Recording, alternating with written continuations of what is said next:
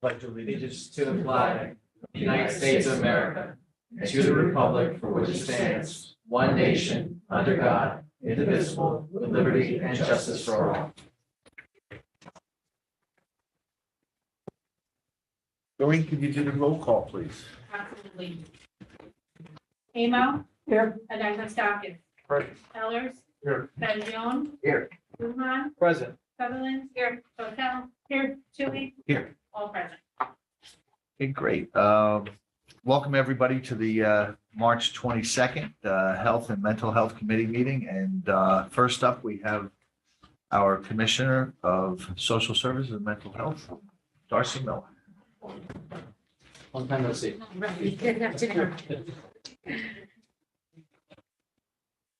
Okay, we have, first up, we have a request to appropriate funds awarded from the New York State Office of Mental Health to be used to expand and implement the system of care approach with other cross-system partners, the amount of $25,000, legislative request 036. May I have a motion? Second. So you know, Orange County is a graduated SAMHSA Children's Mental Health Initiative System of Care Community. We received $9 million over 6 years. Goodness, I'm not going to be able to pick up the year, but about 7 years ago, we completed that grant award. And we are better for it as a community, but it brought together the collaboration between mental health, social services, and probation in an even more extensive way than we had prior, really addressing those young people who have cross-systems needs, anticipating complexity among those young people. And we continue to carry forward with many of those strategic plans that were put in place during that grant period. This $25,000 offered by New York State is for communities to be able to expand and continue with some of that work. And our team came together to decide what we would apply for and how we would support our efforts. So one of the significant, important messages that comes through in that kind of collaboration is no decisions about me without me. So bringing together our families and our youth to be able to have a voice in those meetings. One of the things we will be purchasing is some equipment to allow them to join collaborative discussions from wherever they are. As you know, we've gotten quite good at using technology. So something along the lines, even what you're using here, for us to be able to have those conversations. Also to support the expanded work and training for our collaborative teams. We've had new staff that have come on since we all engaged in that initiative a number of years ago. So we'll be able to provide support and training for them. What you get from having that collaborative experience is a single door. You have a young person comes forward, whether they're come forward through the juvenile justice system, mental health system, and or social service system, know that the three systems are working together. They're looking at Johnny, they're saying, well, we provided this services 2 years ago. These are the needs at that time. These are the needs today. Let's talk about where we can best serve Johnny and his family so they can stay intact, so that he can stay in school, so that he can continue to be productive in our community. So really appreciate the efforts of all three departments that makes this happen. It is really good work. Great. Any questions? Darcy? No, any other legislators in the room or Darcy? Chairwoman? Hold that. Thanks, Mr. Chair. Okay, thanks. Not seeing any, I'll call it the question. All in favor, say aye. Aye. Any opposed? Passed unanimously. Thank you, Darcy. Now up next, we have letter B, request to reallocate one community relations coordinator, grade 13, to a community relations coordinator, grade 15. Legislative request number 030. May I have a motion? Motion. Michael Amo and Lori Tortel. Okay, Commissioner. So our employee who currently holds this title made a request in 2019 to have a desk audit based on some additional responsibilities that have been added to her workload. Very, very competent. We're lucky to have this employee. Long and short, that was put on hold because although human resources and civil service had begun that audit during the pandemic and the the unknown experience related to budget. The decision was made not to move forward with any upgrades at that time. So it was put on hold, and we're very thankful that they picked it up following the pandemic crisis, budget crisis, and really did a full desk audit and awarded this position a 2-grade upgrade. The additional responsibilities that were added, we received some state funding that allowed for an outreach team to be under contract with us at the Department of Mental Health, bringing the people back from the state hospital and integrating back into the community. This position supervises that. Department of Social Services opened our coordinated entry. This position supports the efforts of the coordinated entry as well as our single point of access. So that's people with serious mental illness who have a need for case management and or housing services, manages that workload. Also provides reports to the state. We're just very thankful to have that position and that this individual is willing to take on those additional responsibilities and support, and what you do as well, this upgrade to a 15.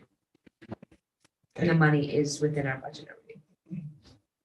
Any other questions, comments? Not seeing any. I'll call the question. All in favor, aye?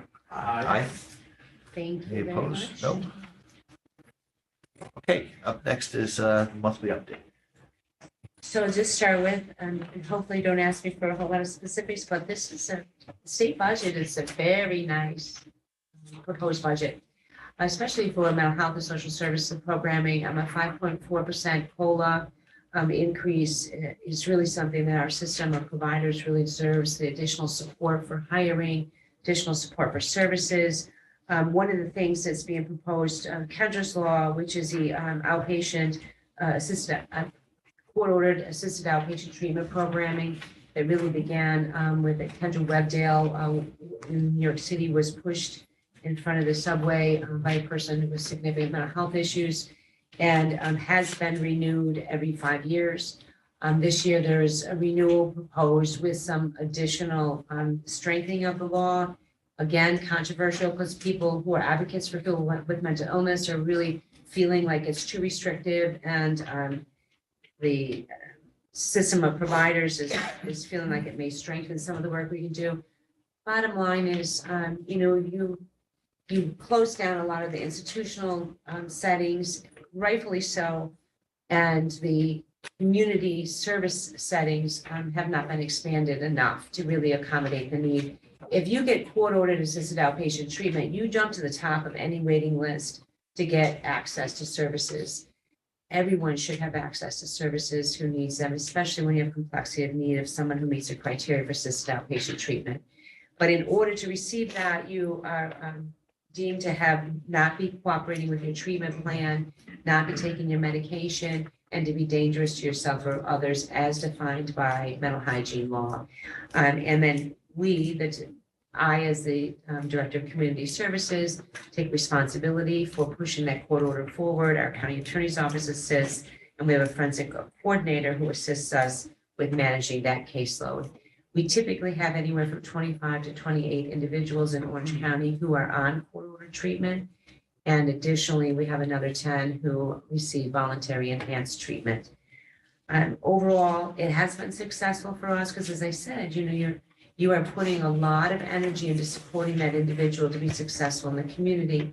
If they stop following their court-ordered treatment plan, the only recourse is that you pick them up and bring them to the hospital involuntary for evaluation. Oftentimes, they don't get admitted, but you're reconnecting and wrapping supports around them.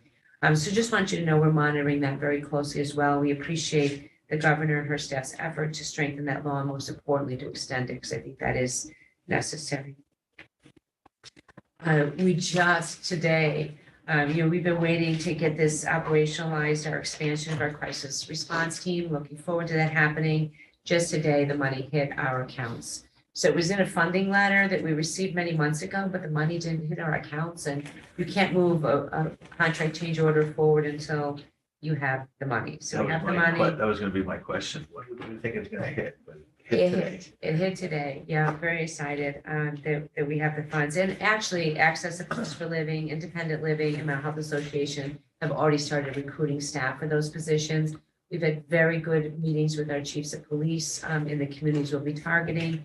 And, we're looking forward to seeing the effects of that programming. What communities are you targeting? We're targeting Port Jervis, Middletown, Wallkill, and Mount Hope. And the reason why we chose those is Assemblywoman Gunther is the giver of the funds. Yeah. So we're focusing on mostly on her districts. Yep. But that funding and that focus there will just expand the current funding we have across the rest of the county. So we will still see a positive effect in other communities. What this targeted effort will do is show that when you have that intensity of service, you can have better outcomes, and law enforcement and mental health can co-respond in a more timely fashion. So that's the intention. Currently, we have a funded peer co-located with Port Jervis Police Department, really working fabulously, and very proud to say that Chief Awanshu from Middletown has asked for the same. And that's just great progress, that we're finding ways for us to be co-located in the same site so that we can respond proactively. You just saw, I had the discussion about the children's mental health expansion for the system of care, so we won't go into that. Just so you know, May is Mental Health Awareness Month. Children's Mental Health Awareness Week falls within that month. I will send out flyers to all of you so you know what we have planned for the month as we go forward. Columbia Healing Study, that's specific around opioids, and the research study that we were very active in helping them to get. We go live with an active program July of this year. We're currently at phase 0 where they're collecting data from our community, and we look forward to their help in addressing the opioid crisis we continue to experience. You already know about the money for the school initiatives. We're looking to hire from Monroe Woodbury, which is our newest edition of satellite. And we'll move on to our next school district to bring more satellites into the community. And the rest is, I think, just ongoing information for all of you to please put your messaging out on social media and continue to be ambassadors for access to services. Yeah, I was just going to mention to the my fellow legislators here that if you have community channels in your area, a lot of times the cable provider will have a community channel. So to let you know, Darcy had sent on 6 very impactful poster type messages. And now when you're flipping through in Monroe, you see them come up, they're interspersed with other messages and community messages. And I just recommend you to all reach out if you haven't. Try to get them up on your cable systems. That's awesome. Thank you. Yep, give you a little shout out there. All right, do we have any questions for Commissioner Miller? Comments or anything? No? Okay. Commissioner, thank you very much. Oh, Lori. Could you send me those, please? Yes, absolutely. I'll send them so they can go out to all of Yeah, you. if you could send them You put them to, on your social media signs, Dory. you put them on in the communities, that's wonderful, thank you. Thanks, have a great Thanks, afternoon. all right, next up, we have item number 2, Dr. Gelman, Commissioner of Health, Mr. Erickson, Deputy Commissioner of Health. If you could come on up and join us, that would be great. And first up, we have a request to accept and appropriate funds from the New York State Department of Health for Childhood-Led Primary Prevention Program grant for the period of 10/1/21 through 9/30/22 in the amount of $533,000. And that's legislative request number 051. Can I have a motion? Second. Lujan.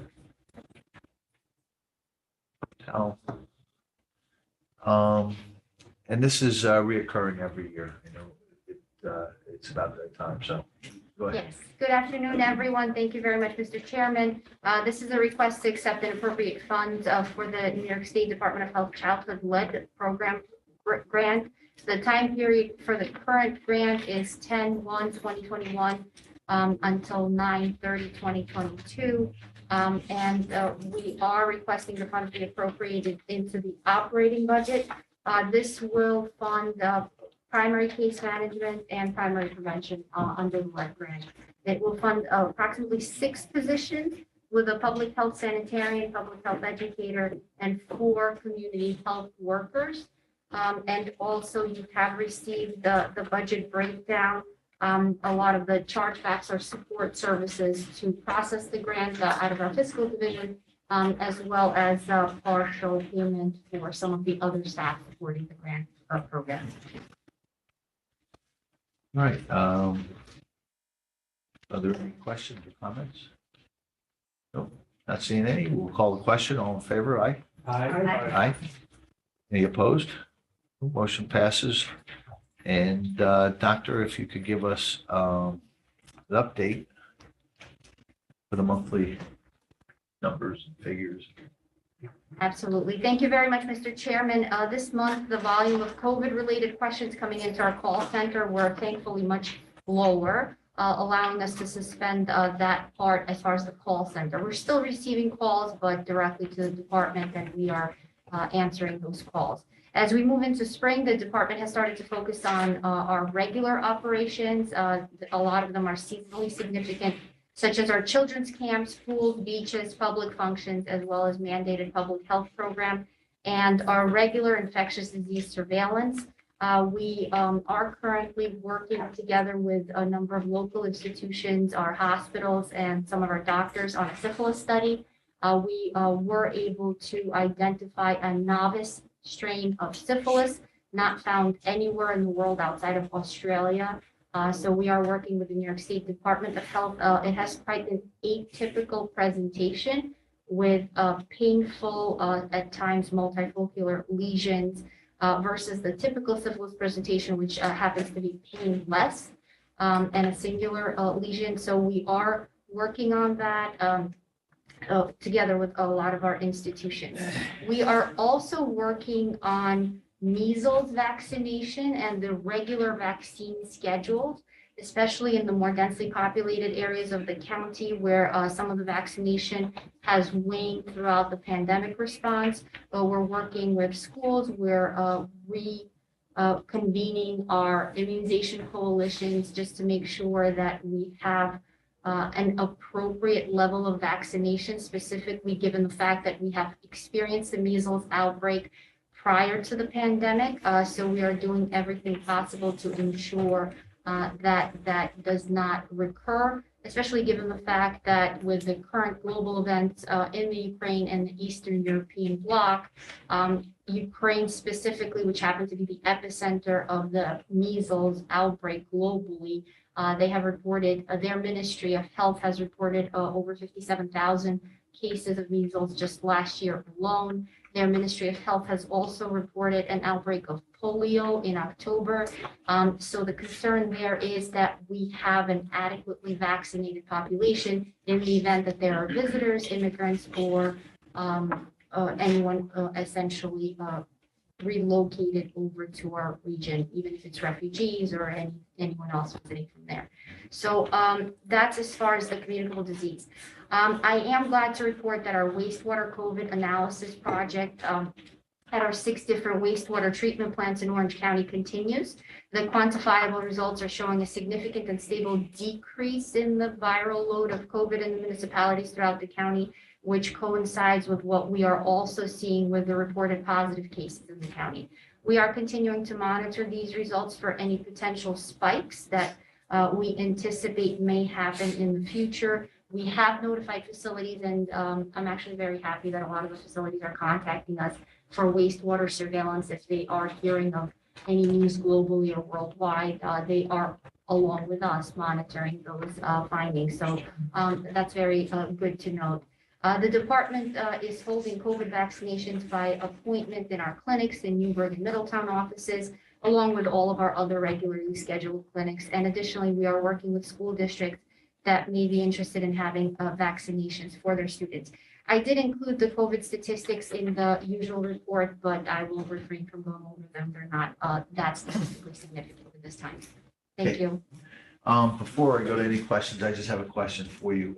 You hear now about a new variant coming, BA.2. Yes. Have you, can you give us any kind of update or what you hear about it in the county here? Absolutely. So as a synopsis, we are hearing about this new, it's essentially a sub-variant of Omicron. I have brought it up in the past in the previous summaries. We could face a new COVID-19 wave driven by BA.2. There are no current report of sequencing that locally. However, as I mentioned, the community acquired transmission is not broad at this time. While the federal government needs to do much more to prepare for this potential surge by ramping up therapeutics and urging immunization and boosters, currently there's really no cause for alarm for a number of reasons. Despite BA.2's transmissibility, it does not cause more severe disease compared to the original Omicron subvariant BA.1. So more severe disease has not been reported globally at this time. More importantly, as I mentioned before, with our wastewater surveillance project, we do have quite a robust wastewater SARS-CoV-2 surveillance, allowing for early detection and early notification, as we have done in the past prior to the last Omicron surge, where we notified municipalities and localities as far as the increase that we were detecting. We also notified a lot of our medically fragile, susceptible, and vulnerable populations, such as congregate settings, nursing homes, hospitals, schools, in those municipalities where we have detected that increase. And having that wastewater surveillance allows for about a week to a week and a half of prior notification, so municipalities can heed the warnings and really take protective measures as they see fit. Also, BA.2 is not drastically different from BA.1 as far as a subtype, and it does not currently show to escape immunity from vaccines, as well as if you have still functional circulating immunity from prior infection. So with that said, unfortunately, our community vaccination rates remain lower than would be optimal. And they are lower than the regional and the state average. So on a population level, hopefully the combination of recovery from Omicron and the vaccination will mean hopefully that there is some remaining residual immunity prior to BA.2 coming into play. So hopefully it's at least enough not to be overwhelmed by hospitalizations, because one factor to note with this particular subvariant is globally the reports, unlike the prior strains that we have seen, the reports are that hospitalizations tend to happen concurrently with infections and diagnoses. Usually in the past, what we have seen is wastewater surveillance demonstrates a bioburden of, or that viral burden showing up earlier than about a week to a week and a half lag between seeing broad community acquired transmission and symptomatic presentation and lab reports. And then about a week to a week and a half or 2 weeks at times, we are seeing hospitalizations and unfortunately mortality follows. With this particular subvariant, and it's not necessarily a factor of the subvariant alone, it could be just the fact that the testing happens when individuals are symptomatic and they may just be presenting to the hospitals while being symptomatic, where you just don't have ubiquitous testing going on. So there are a number of variables kind of involved in that, but the reports are that as individuals are becoming ill and testing positive, they are sort of concurrently, simultaneously presenting for hospitalization versus previous waves that we. I just have a question regarding the wastewater. Now, when you're doing the testing on the wastewater, to give you that a little heads up, with the different variants, are you testing for one base type of variant, or So we're just or testing now for the would you be looking for presence.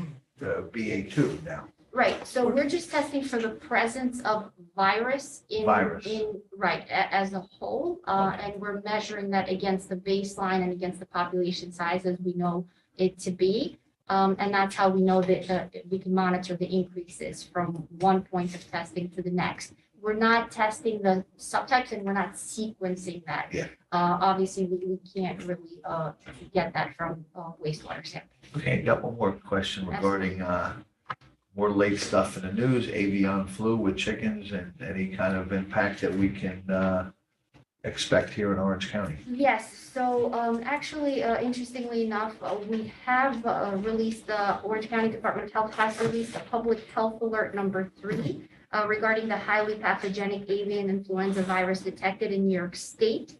There have been a number of contiguous counties that have reported, such as Dutchess and Ulster counties. They have detected this particular virus in birds in Dutchess and Ulster County. And there have been other counties in New York State, such as Suffolk County, that have reported this avian influenza type A virus. And it is carried by free-flying waterfowl, such as ducks, geese, and shorebirds, but it can also infect domestic poultry, such as chickens, turkeys, pheasants, quails, domestic duck, geese, guinea fowl, and I know raptors as well. Ironically enough, the Ulster County case, I believe, has been in peacock.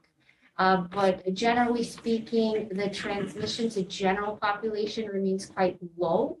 However, anyone, obviously, as anyone who's a veterinarian or farming or involved in the farming, or even now with Easter approaching, there is this tendency for schools or kind of backyard zoos or petting zoos or baby chicken A and lot of ducklings private are homes adorable. have, Right. our own legislator. Backyard chicken coos. So anything of the sort, there is that potential of transmission at this time. So we have sent out the alerts to pediatric family practices, primary care, emergency room, internal medicine, veterinary, urgent care, infectious disease laboratories, hospitals, congregate living settings, municipalities, county staff, volunteers, businesses and schools, educational facilities, fish and game clubs, farms, migrant housing, live poultry markets, farming supply stores, petting zoos for age groups, and Orange County residents with backyard flocks. So this ran out kind of broadly through Cornell Proper Extension, through a number of our zoos and other facilities. And I think even some of our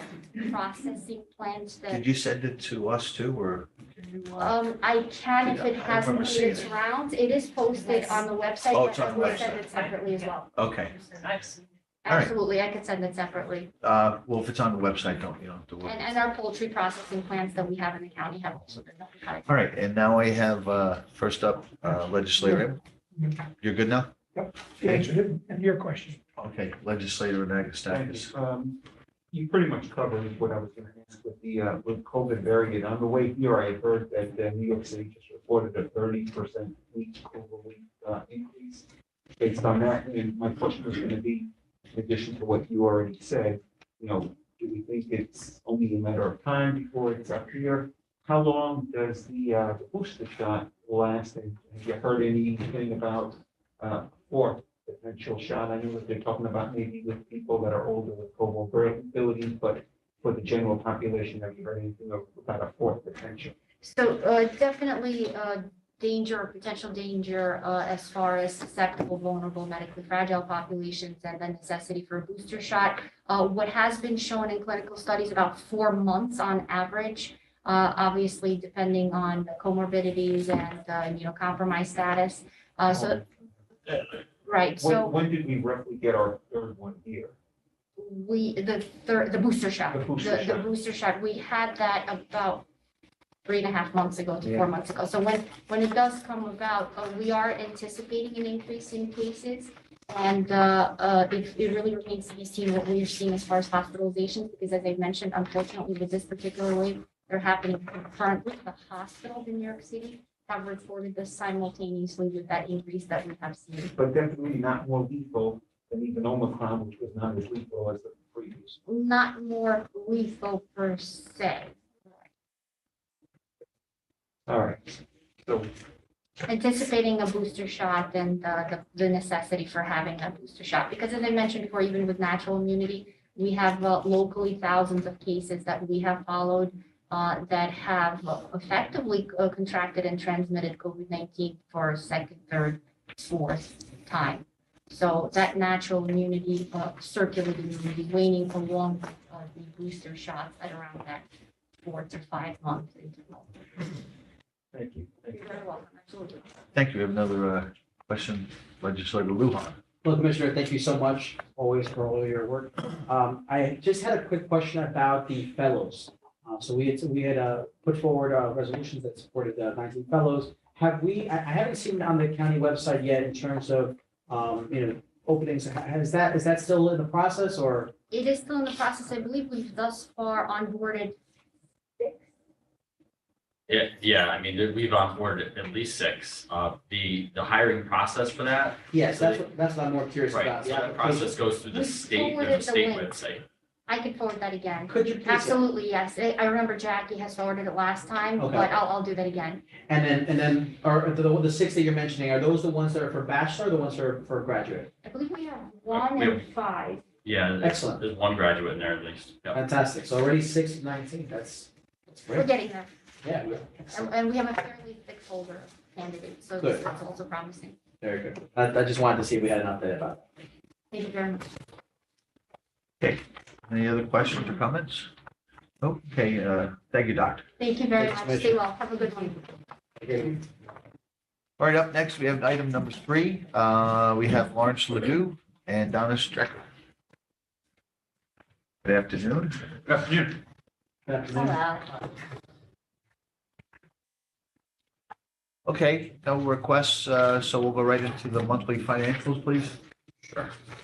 Donna will present those. She does a better job at that than I do. Thanks, Chief.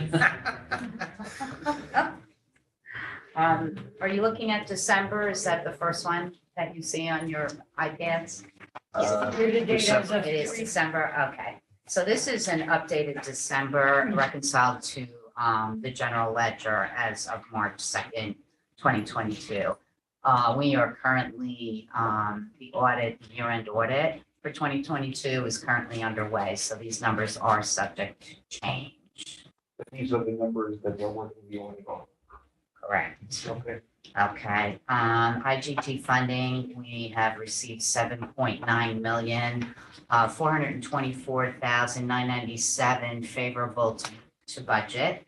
We're really happy about that. The appropriated surplus entry does not post until year end, depending on the operating gains or losses for the facility. We received a small amount of interest, 117,598, small amount of emergency funding, provider relief funding. And I just want to talk a little bit about provider relief funding. We received funding under phase 1 and phase 2. Lawrence and I made an application for phase 3. We did not receive anything under that, and we are still waiting for the determination on the application we made under phase 4.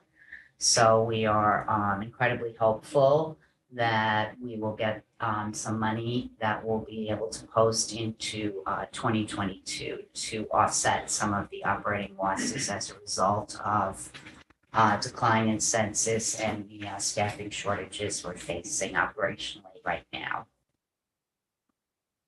The revenues coming in at 38.4 million. Personal services, we've expensed 21,195,000. All of the equipment has been expensed.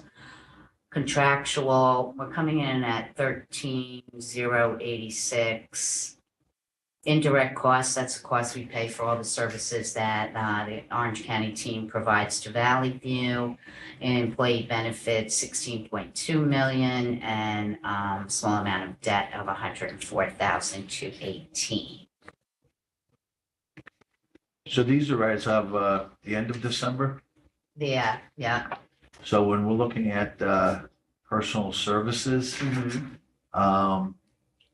you still had 1.8 million left Left in the budget, in the yeah. budget? Is that probably because staffing shortages and Correct, that's a result. everything ripples? Yeah, Exactly. all of the vacancies, you'll also see, the same thing in the benefit category as well. Legislator Nagustakis. Thank you.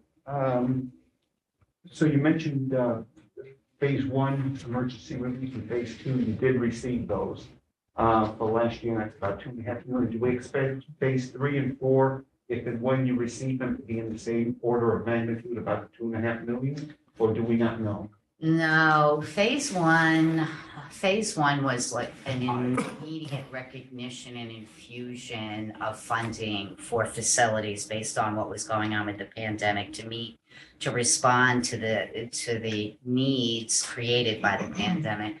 once we got into application phase 3 and phase 4, it's a little more complicated. It's expenses, it's revenues, it's lost revenues. It looks back by quarter from 2019 to 2020 to the first, 2019, 2020, and eventually it'll be what's going on in 2022 for the first quarter. So it's a little more complex. Okay.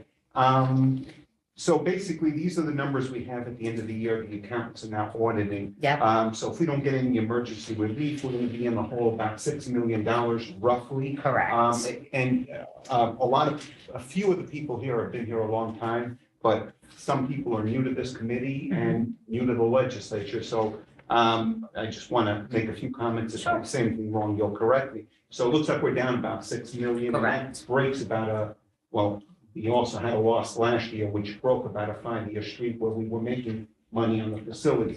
If we look at last year and we look at employee benefits, we see 35 million. That includes a post-employment, OPEB, other post-employment benefits. I think if I can recommend that you should footnote that and break out, that's about 18 million that would be on OPEB for last Right. year. Yeah. That is just a book entry. That's a non-operating expense to the facility. Because otherwise, you look at last year and you think you lost about 24 million. Right. And you didn't lose 24 million. Right. You lost about 4 or 5 million Correct. last year. So the past administration conflated that number, wasn't clear about that number. In the past administration, we got into a lot of problems with the facility. So I'm going to make it a point when the accountants are here to be more specific with the OPEB so people understand how much of these, because what you're doing last year, you're building the OPEB into that, and it looks like a 24 million loss instead of a 4 or 5 million loss. Right. So I just wanted to make that clear to anyone. I'm sure Donna would be able to explain it to any legislator that had questions on OPEB, and certainly I'll talk to anybody if they ever wanted to question that. Thank you. Donna, do you want to go to the next one? Okay, so 2022, we have 2 months of our performance that we're reviewing. IGT funding, we did receive some IGT funding, 2.1 million. Actually, it was double that, but 50% of it belonged to 2021, so it's been allocated to the appropriate fiscal year. So we got 2.1 million, no interest or government transfers. We've posted 2.8 million in billings under public nursing home. We have an addition, you'll see under footnote just under 2.5 that has not posted yet. On the personal service side, we've expensed 3 million for the first 2 months of the year. We haven't, equipment purchases, 27,000. On the contractual side, we've encumbered 3.8 million. That means those funds are earmarked for expenditure, but they have not yet been expensed. In addition to that, the year-to-date expense is 389,663. And Lawrence, and I just wanted to mention that we're seeing some issues with procuring product, particularly paper products. So we've been in contact with General Services. Nursing relies on paper products, so does dietary. When we give out medicines, we use small cups and Paper products, plastic cups, even some food items, because the whole supply and demand chain has been affected. Certain things we can get in, certain things we can't. So, and of course, the prices for everything are yeah. more. Yeah, so it's been a challenge. Yes, it has. Employee benefits, we expense 2 million, and a small amount of serial bond interest, 10,283,000. Go ahead. Legislator. Thank you. So just looking how we're doing this year, X the increased IGP amount that's come in this year versus last year, it looks like we're running just a little bit better than we were last year, but not much better. Yeah, I'm gonna think we're gonna have a hard time, Lawrence, you correct me, hard time to think that we can be profitable this year at the Correct. census level that we're in. Correct. Because I think you budgeted, what, a very high census, 92% or something like that? Yeah, And we're in the sixties right now. 69, right? And unless things drastically change, I can't see how we're gonna get up to 92. So we're gonna probably run at the same level. it's gonna be a tough year. Last It's year, gonna be a right? tough year, yes. And it's all incumbent upon getting additional staff so we can build the census. That's our number one issue. We're having a difficult time hiring LPNs, RNs. For the combined month of February and March to date, we received one RN resume, two LPN resumes. The one LPN is going to school and hasn't even received her actual license yet, but so it's really sad. If a miracle were able to occur, which it can, and you could snap your fingers, you'd have all the staff you wanted, would we have the population out there to come in? To fill all Yes, the beds? that's not an issue. It's That's the not staff. the issue. No. It's the staffing is the issue. But the staffing is the issue with every single nursing home. Correct. It's a industry-wide issue. It's not a Valley View specific nursing Does issue. the industry see any turnaround in Not the immediately. foreseeable future? No. Thank Yep. I wish I had a better answer for that, but I don't. I just want to be honest. Yeah. So that means until that changes, we're basically. We're gonna be in trouble. Same way that we were Correct. last year and the year before. Yes. Certainly will be putting a lot of thought into the budget for 2023 Yeah, we won't. But, based on census. but last year and the year before, just to be clear, your losses were 4 to 6 million. You had to dip into the reserves, not counting taxation, but you dipped into your Correct. reserves to pay for that. Correct. But there's only so many years that you can Correct. do that. Okay. And I Yes. think, Lawrence, you Legislative. were mentioning on the reimbursement side, there has been no increase in the Medicaid rate as far as the cost of living raise. I know that you've been advocating for this. Yeah, I did send all of you an email this afternoon. I don't think I sent you one. I have to get your email address. I'm Lawrence, by the way. Nice to meet you. So I'm encouraging you to reach out to your assembly member, your New York State Assembly member, your New York State Senator. We're advocating, the governor proposed a 1% increase in the Medicaid rate, which is, we haven't had an increase. It's nice, but based on, our financial status now and the money that's available in this year's budget, we really believe it should be higher When than was the last 1%. increase? When was our last Medicaid rate increase? No cost of living increase in years. Years. It's been years. Years. Yeah. It's So- increased based on the capital component or it increases based on a But CMI. you're looking for a pure cost of living increase that you haven't gotten for years. We're looking for something above 1%. Yeah. I mean, 1% is, listen, like I said, we haven't gotten anything in previous year's budgets, but with the money that's available this year, we think 1% is not sufficient enough. So, and I also asked you to support there's a proposal for medication aids. This would be highly trained CNAs that would be available to pass medication. It's already been passed in, I think, 25 states. It's used primarily in assisted living facilities. But we're looking, that would help us, that would help Valley View as far as staffing is concerned. They have neither House budget, neither the Assembly or the Senate budget has included that proposal, and we would be advocates for that. I sent you that information via email. If you have any questions, please don't hesitate to call me. Legislator Amo. And so walk me through this a little bit so I can understand. I know Glenn and I had a conversation about that one time. You talked about your recruitment. Yes. I remember in the bad days of Valley View when we were fighting all the time about it, you realize that the pay that most Valley View staff members got when compared to the pool of other nursing home residents and proprietaries was much higher. Correct.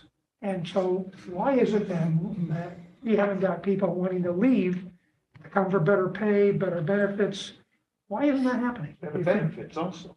Benefits. Why do you I think? think it's a pure fact that there's no people out there to, When you think there's they nobody out there. When they take it out of the nursing home and come to you? We've been talking about nursing, specific LPN and RN nursing shortages for years. The state hasn't done anything in their I understand budget to that. improve that. I'm So, talking about pirating. It seems to me that we should be very attractive.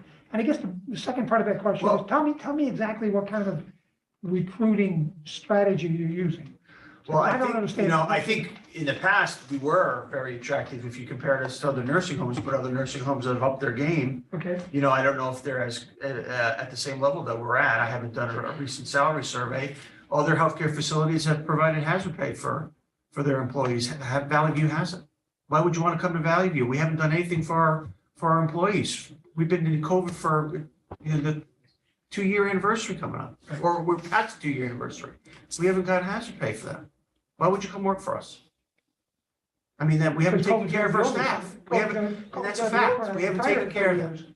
So, you know, the marketing plan is, you know, Indeed and word of mouth, and, you know, we did the referral program, hasn't bared any fruit. The problem is there's not enough nurses for the demand for all across the whole healthcare sector. And that's been, you know, the nursing home industry, the healthcare industry has been worrying about that for years. But, you know, it hasn't been addressed. And, you know, this year's budget, there's going to be proposals in there for retention wages and some nice other incentive for our staff, but we're past the point of no return now. It's too late. Are the proprietaries having a more aggressive marketing plan? I don't think so, no. They're doing the same thing, sign-on bonuses, and, you know, there's only so much you can do, but if the people aren't out there, they're not out there. Legislator Tortel. Thank you. I did get the chance to just briefly read your emails this afternoon. Is this something, I don't know, it's obviously too late for this committee, but can we do something as a resolution or meeting? Our meeting's after the budget deadline. Well, I meant Thursdays, I'm sorry, excuse me, I should have clarified. Thursday's meeting's already been noticed, not for a special meeting for a special purpose.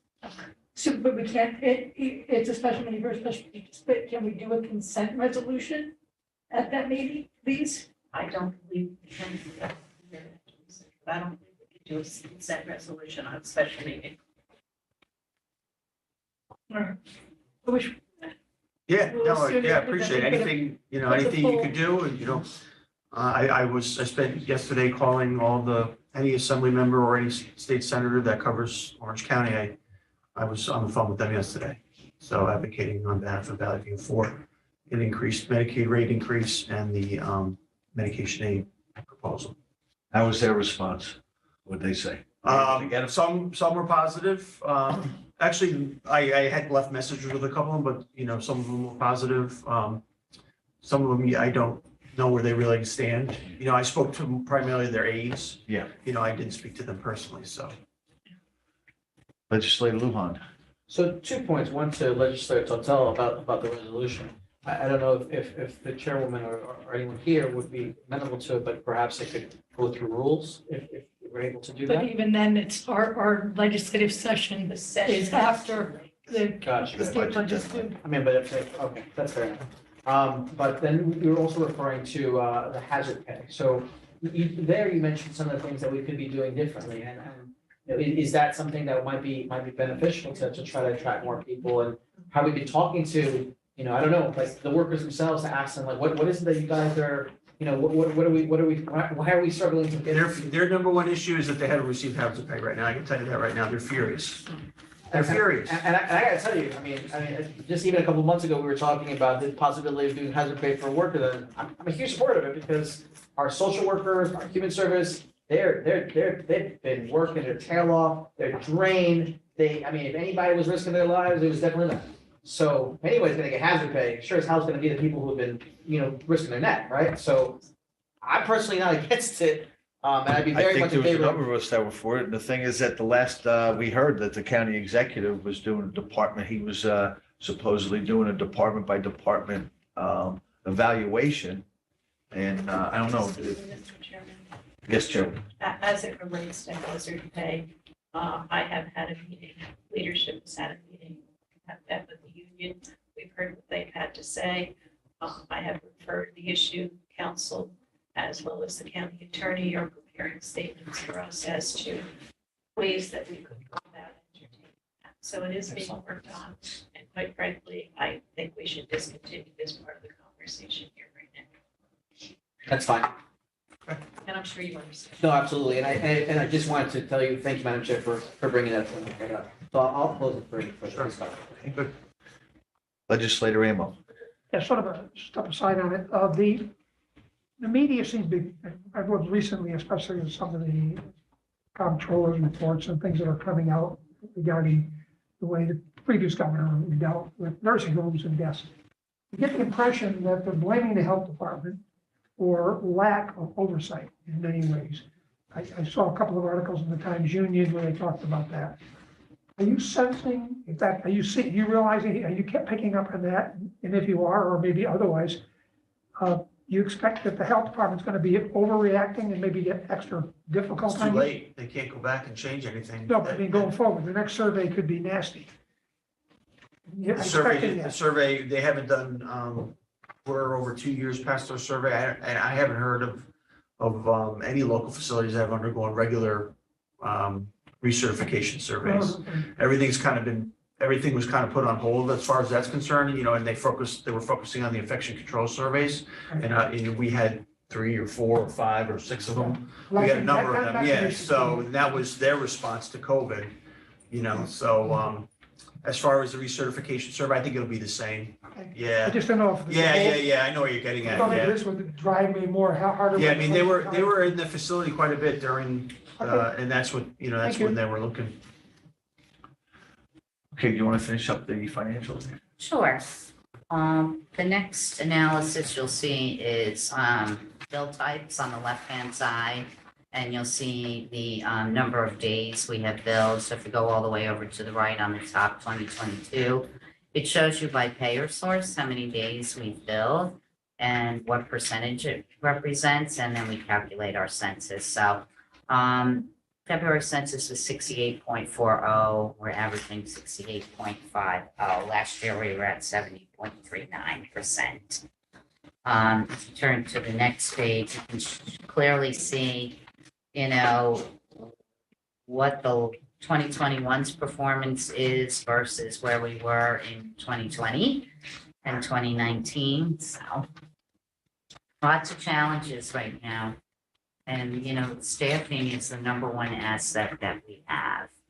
And they really are. And they help even staff the facility by, recommending Valley View. So we appreciate your consideration. Of course. Okay, let's move on to the monthly update.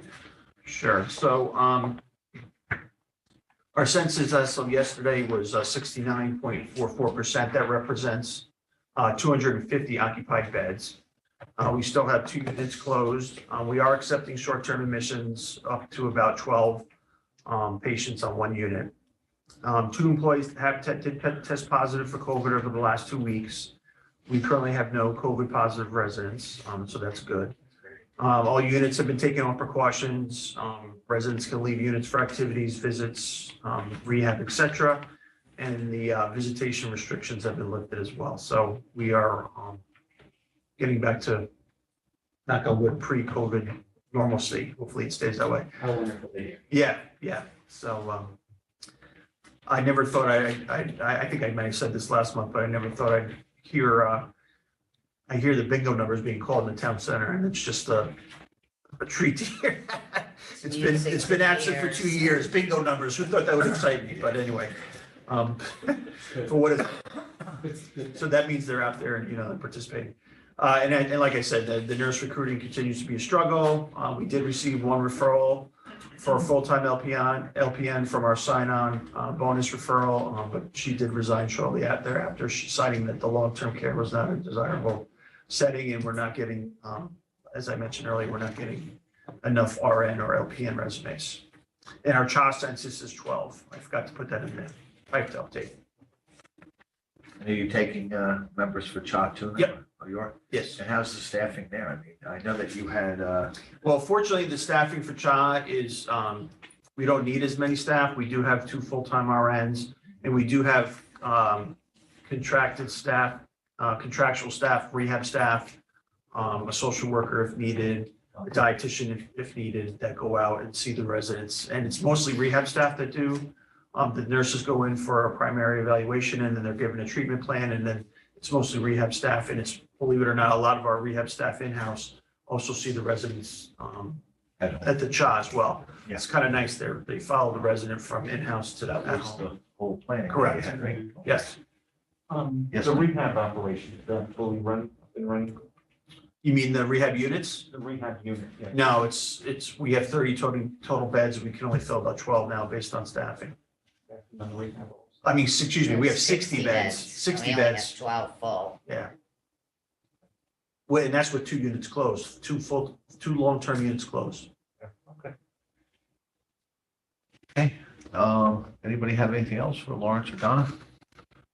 Thank you. Take a Thanks. motion to adjourn? No, we have one more. Geez, Mike. Legislative- Thank you very much. My glasses off.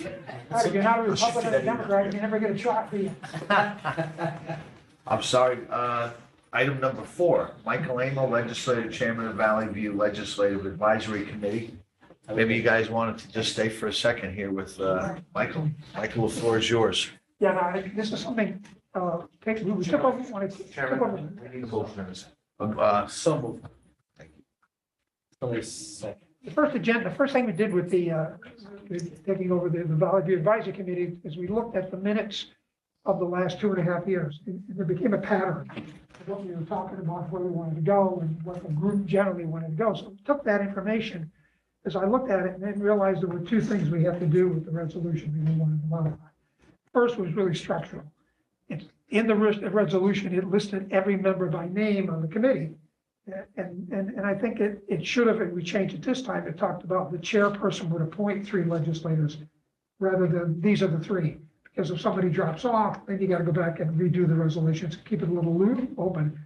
And the other part is that there seemed to be a great focus of the committee on focusing on the phrase a long-term care campus, which was a broader issue than just what about looking at Valley View and how do you support Valley View? Because the long-term care campus does just that. Absolutely. And maybe even better, because it probably gets it coming and going. Admissions going in and discharges coming out. So we wanted to get it to that broader concept.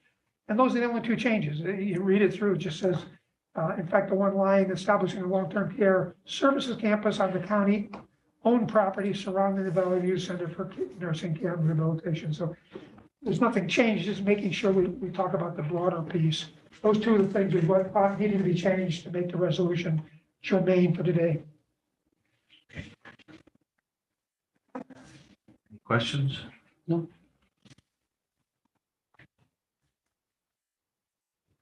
And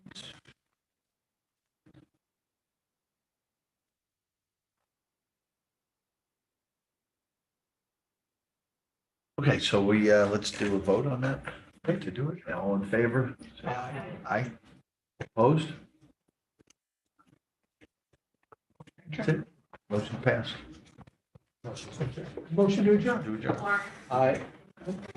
All in favor? Aye. Aye. Thank you, everyone. Hey, Mike, Mike. Downstairs? I want to go down.